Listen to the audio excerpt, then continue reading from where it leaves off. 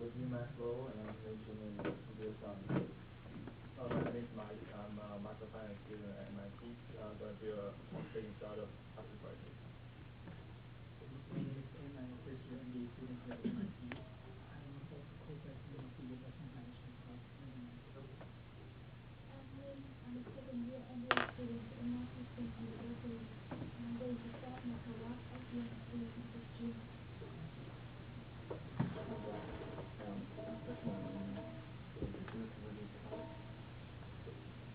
I'm Bo. I'm a student at Southwest University in the University of Finance. I'm Lynn. I'm a student in public policy and marketing.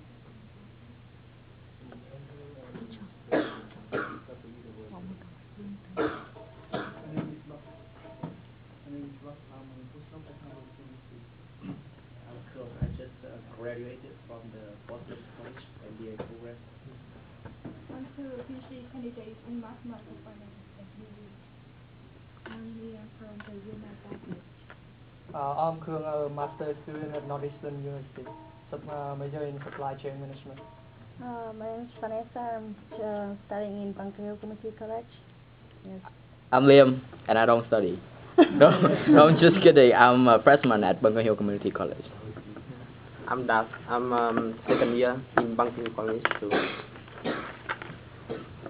Rolando worked at Wellington Management. I've been there for 4 years, so paying and Well, thank you everyone for coming today. Oh yes, those that don't know me, I'm and it's Chang. We are the co-chair of the VBCOOL meeting. VBCOOL is a sub-community of the Association of Vietnamese Students and Young Professionals in the Greater Boston area. The VBCOOL mission is to create a forum for Vietnamese young professionals and students to connect, to share ideas, to foster relationships, and to build skill sets in order to lay out a foundation for success in your professional life. We'll spend a few minutes to talk about VBCOOL initiative 2013 at the end of this session, so please stay around. So I would like to introduce our keynote speaker today. And I'm honored and delighted to have David Chang, a Senior Vice President, Partner, and a Commodity Portfolio Manager at Wellington Management, to come here to speak with us. I don't work with David Chang on a daily basis, but I'm very impressed with David, what he's accomplished in the last 12 years since finishing college at Tufts University. And also amazed that besides managing portfolio, doing research, and he's very involved in internal and external activities at Wellington. He's one of the big advocates for young professionals, and he also, on top of that, he plays soccer, and he's a good soccer player. So, without me talking more, let's give applause for David Chang.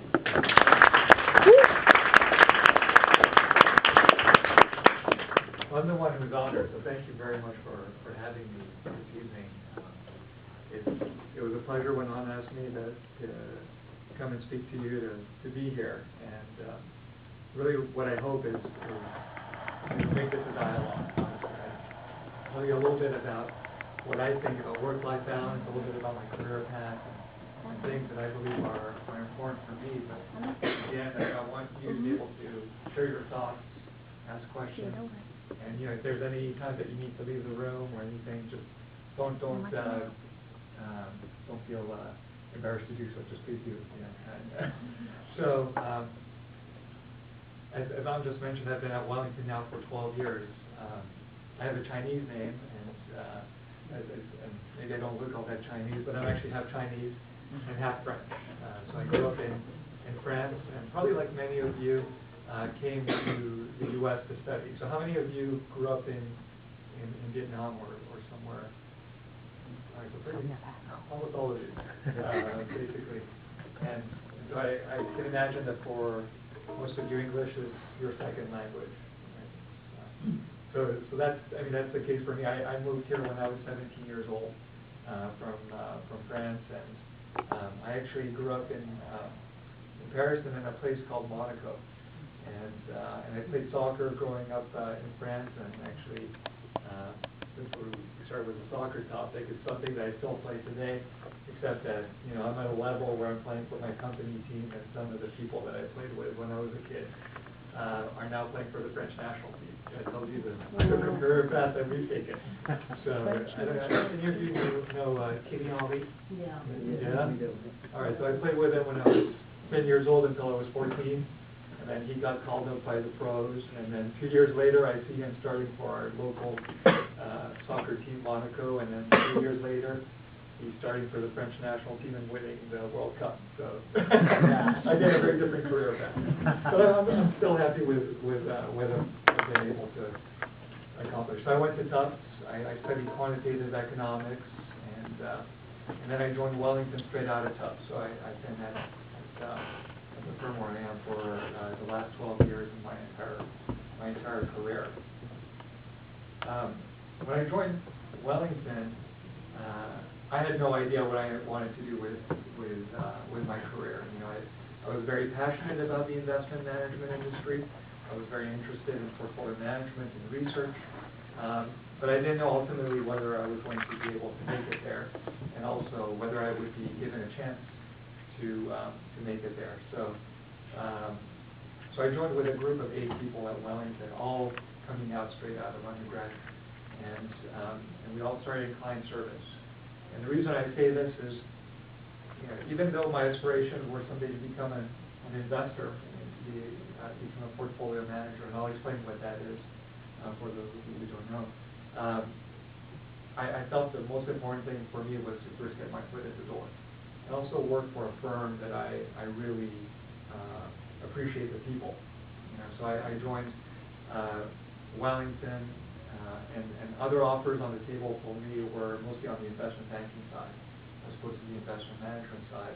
I told myself actually one of the things that was important was work-life balance, because seeing what was happening on the investment banking side for a lot of my classmates, you know, it was very hard hours, you know, very long hours, hours that dragged into the weekends often, and I wanted somewhat of a balance.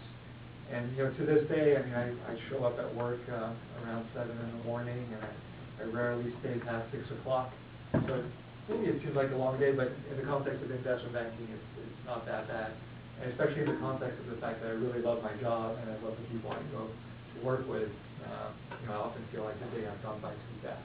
So I get home and I see my family, and then I'm happy. So the point of that is, you know, I joined in a role that really was allowing me to get my foot in the door. And after a few months at Wellington, I found someone that really I aspired to become my mentor. And so I reached out to him. He was also passionate about soccer. He played on the soccer team at Wellington, and I had joined that. And he was an investor, the director of our asset allocation team. And then a year after I started, he hired me onto this team, the asset allocation team. I think the main thing that gave him the confidence in hiring was the trust that we had built with each other. But when I think about every step of my career, I mentioned I'm extremely fortunate to be a partner of Wellington. I mean, this happened 12 years when, you know, when I joined Wellington, I was like, you know, someday I dream 20, 30 years from now to become a partner, and it's happened much faster. But I think along the way, a lot of the things that have taken shape for the better is because of people trusting me, and also me trusting them. Obviously, there's that relationship. Because, you know, you can work really hard, you can feel like you're doing well, providing good results. At the end of the day, you need people to trust in you as a person, not just in sort of the results that you're bringing, especially when they elect you to become an owner of the firm. You know, they need to trust that for the next 20 or 30 years that they can count on you, because our business, as on Rolando know well, many of you who are on an investment or finance track, our business is about gaining the trust of our clients. We're fiduciaries for our clients. And so I think I learned that quickly, and I learned it by gaining the trust of my mentor. And so he hired me about a year after I had joined the firm. When I joined his team, I was put in a role where I could manage commodity portfolios. Are you all familiar with commodities?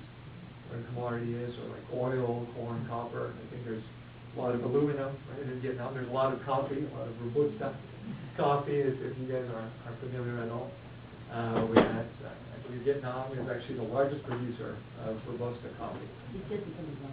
Yeah, passing Indonesia.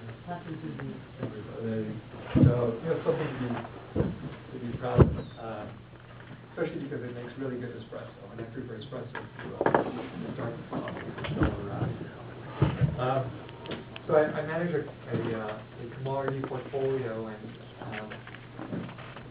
again, I was entrusted with that responsibility at a pretty young age. I was 24 years old, just a couple of years out of college.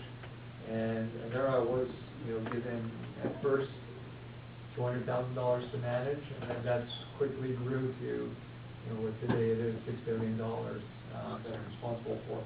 And I'm like, was I really in capacity to manage this kind of portfolio? But what happened was no one else at the firm wanted to manage the commodity portfolio. So, it was purely by luck that really no one had really stepped up, but I think my mentors trusted me to be able to take on that kind of a responsibility. And so in my role as a portfolio manager, essentially I do three things. I'm going to go back and forth on a lot of things, and if you have any questions along the way, just don't hesitate to interrupt me. You're actually not interrupting me, you're creating a dialogue. So the three things that I'm involved with as a portfolio manager are research. So researching, okay, so Vietnam is producing a lot of Robusta coffee. What's the likelihood that they'll produce much more? What is the cost of producing that coffee? What are the prospects for supply? What are the prospects for demand? Some of my research also relies a lot on analysts like An, who I trust with their views and how much time they put into building their research. Some of my research is fundamental. Thank you.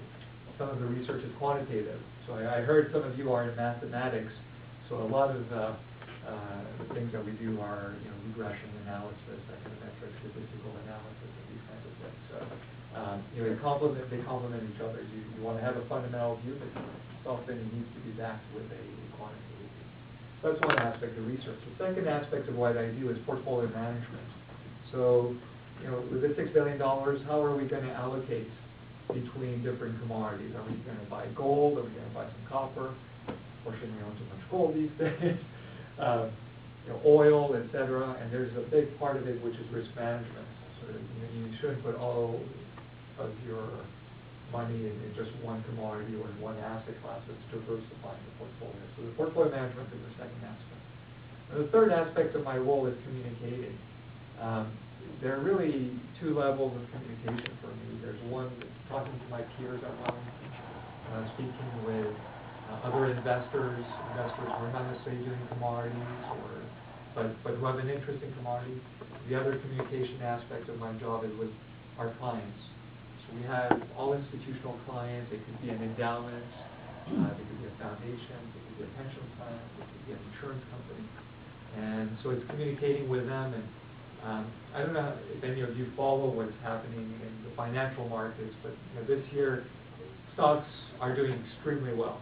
They're up 20% year to date, depending on which index you're using.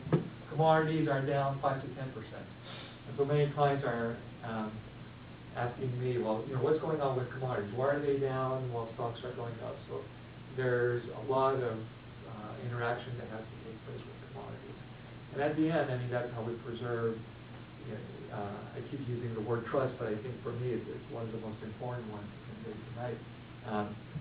When we go through a period like this where the asset class is not doing well, people are selling commodities more than they're buying them, they're buying more stocks than they're selling them, then it's important for me to be in front of our clients and maintain their trust so that they don't just fire us and go somewhere else. So keeping that relationship is the most important thing. And what I've also learned is the times where I'm most stressed, is when I feel like I'm losing that trust, whether it's a client, whether it's my colleagues. But you can't go without those times in the investment management industry. What I love about my job is the uncertainty. I have no idea, what the price of oil will be a month from now, 6 months from now, a year from now. The only thing I can try to do is have a good founded outlook and framework and make a good decision. And the thing that we cannot control in our job in finance is the outcome. I don't know how many of you think, well, I want a job where I can go in, I can put a lot of work, and I know exactly what the outcome will be. In our business, as I know as well, if we're right 60% of the time, we're superheroes. It's so different than college. I remember being in college, and I would say, if I put this many hours of work on a paper, I can guarantee I'll get somewhere between an A and a B. In investment management, I can put 10 times as many hours into a research project, but I won't know whether I get an A or an F. There are a lot of things that are out of our control. The only thing that we can do is try to put the odds in our favor. It's making good decisions as opposed to knowing that we can be right. Because nobody knows in our business, and there's a lot of uncertainty. The other thing I've learned through this business is being patient. There have been many times in my career I've been wanting to progress, be promoted sooner, or I've wanted an investment to turn into a profit much faster. Time after time, whether it's the market or whether it's the people who are responsible for my promotions, often take much longer than I'd like to. So learning to be patient has been extremely valuable. So this is about my work. I really think for me, my life essentially it's basically this diagram here. It's a little bit geeky, but I know that some of you are getting doctorates in finance, mathematical finance. So I'm with friends here, right? But for me, it's very helpful to put things into a diagram. I don't know how you guys feel, but for me, it's helpful to know, in my life, there's work, there's my family, and there's giving back to the community. These are really sort of the three things that are most important for me, and making sure that I have time to spend on each one of those. The giving back to the community is for me the most gratifying. There's doing well in your job and doing well for your clients, but if I didn't have the chance to give back to the community, then it's all be for nothing, in my opinion. So I'm actually quite engaged with a number of organizations here, and also within Wellington. So one of the organizations, I'm actually the board chair for a local organization that brings soccer and poetry to underprivileged kids across Boston. So you can see there's a theme, right? I love soccer. So it's really easy for me to be involved with something like this. But I found that it's important for me to make that commitment. And gaining that role of board chair, I think, has happened with sort of the trust of the board and also the executive director of that organization. So that's something that I spend probably 5 to 10 hours a week on. And then there's obviously family, and it starts all the way there, because if you don't have a happy family at the end, at least in my case, being married, it's hard to make everything else work. So it all starts there. I promised myself that I wouldn't go past 7:20 with my comments, so maybe I'll open it up and really maybe answer things or see what you're interested in talking about. So I had your question. So out of 12 years, so how many times have you been over the average of the market, and how many times you have been below? And what is the most important lesson for you in the year of the market and the year under the market? Yeah. So we've generally done okay. Out of the 12 years, out of the 10 years that we've been managing this commodity portfolio, we've been above the market 80% of the time. the 2 years that were hardest for me were not necessarily where we're below the market, but 2008, 2009 was a very important year. We did better than the market, but honestly it didn't matter, right? Because the market was down a lot. So we lost, unfortunately, the value of our assets that we're managing for our clients came down a lot. I think that year for me was understanding that I know nothing.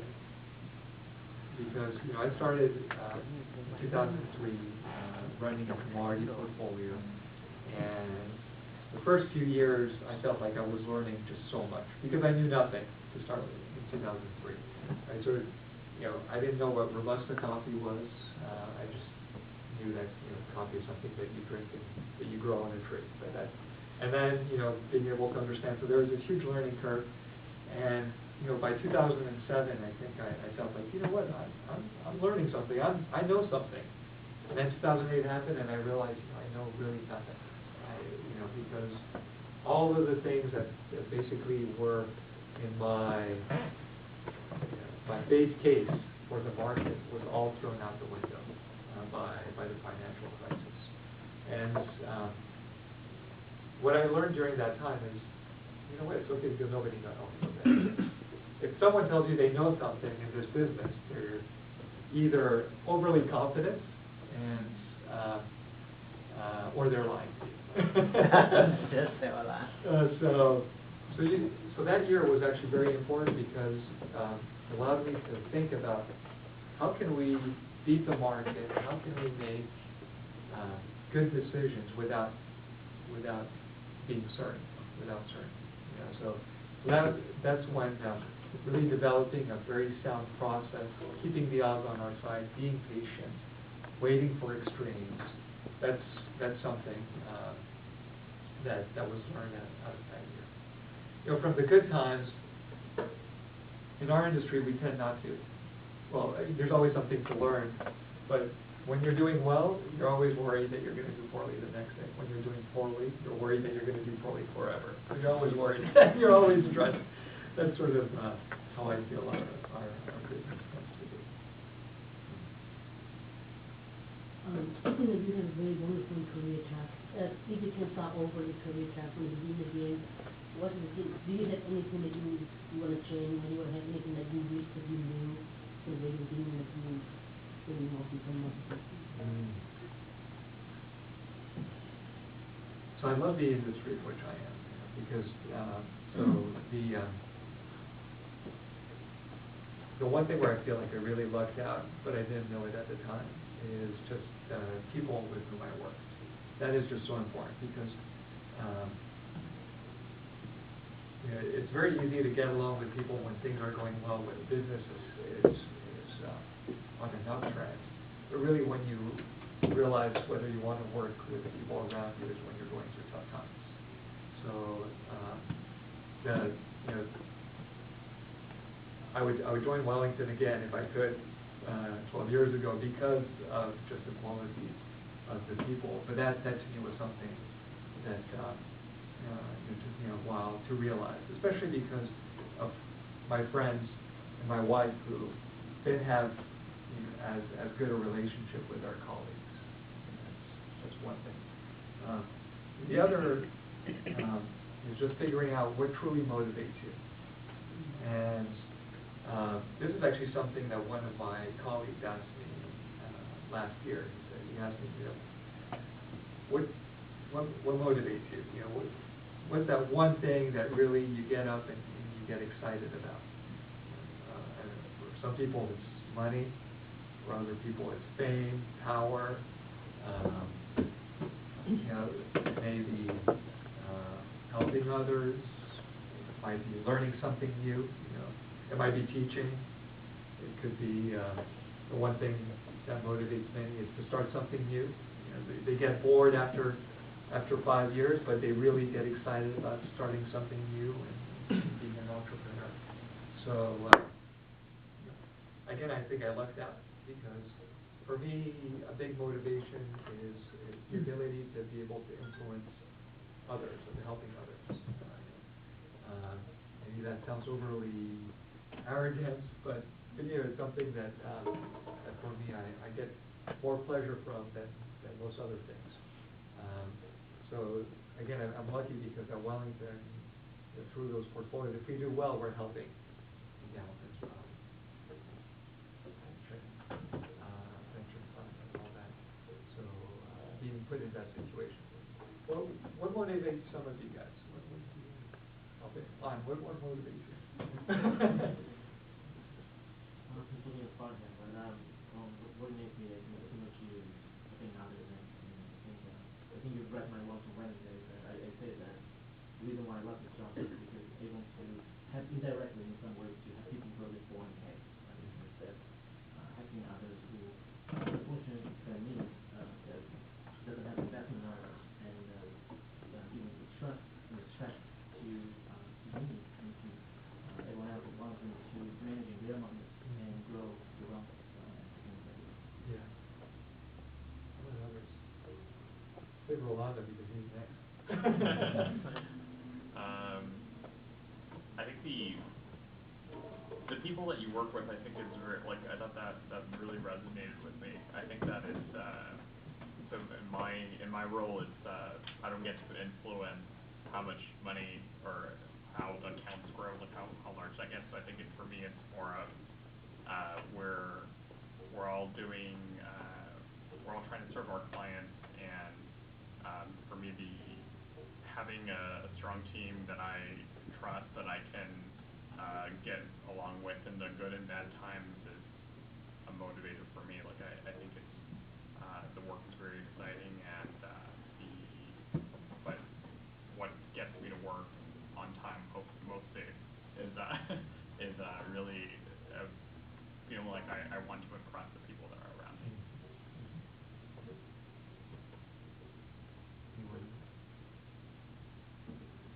Well, what motivates me really is two things.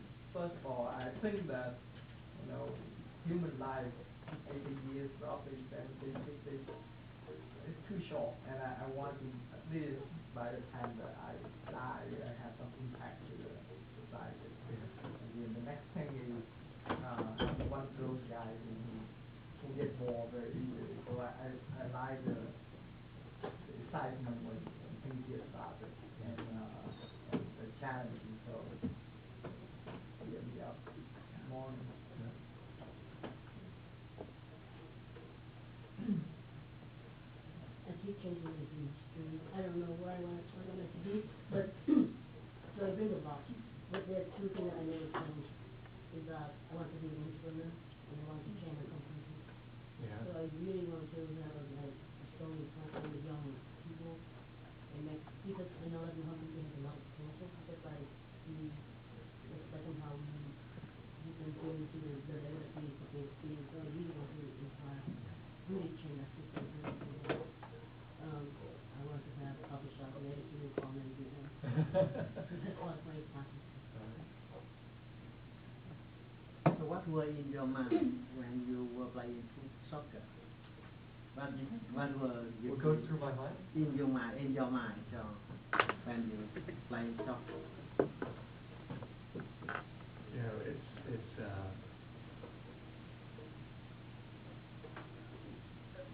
well, not much. But I mean, I'd love to win. I am the worst loser. I mean, there's no loss that feels good ever. But just what I love about the sport is I love the team aspect, and so just the ability to. I do soccer. I also play volleyball, and there's a role for everyone on the team, and it's one of those things where it's harder for me to, the gratification of making a good play.